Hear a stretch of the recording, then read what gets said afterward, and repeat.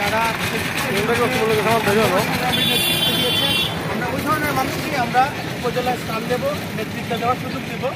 সেই উদ্দেশ্যে আমরা এসেছি, প্রচার প্রচারণা চালাচ্ছি। আমরা সাধারণ মানুষের কাছে গেছি, সাধারণ মানুষ আলহামদুলিল্লাহ আমাদেরকে অনেক ভালোভাবে গ্রহণ করেছে।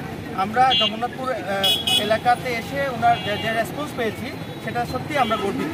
ধন্যবাদ। আসসালামু আলাইকুম।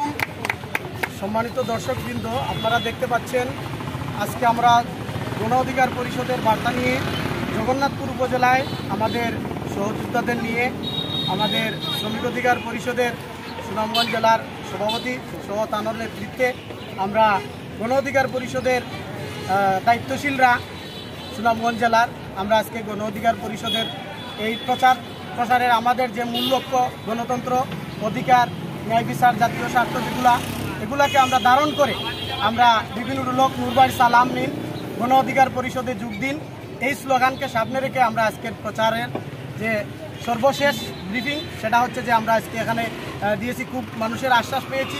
অনেক মানুষ আমাদের গণ অধিকার পরিষদের নাম নিয়ে অনেক মানুষ আমাদেরকে আশান্বিত করেছে এবং সবাই আমাদের বিভিন্ন লোক নুরবাইকে নিয়ে আগামী দিনের রাষ্ট্রনায়ক হিসাবে এরা চায় এবং এরা এই দেশের মানুষকে আগামী দিনের যে কাঙ্ক্ষিত রেজাল্ট এবং গণতন্ত্র এটা বিভিন্ন লোক নুরবাই নেতৃত্ব হবে ইনশাল্লাহ। ধন্যবাদ সবাইকে। আসসালামু আলাইকুম।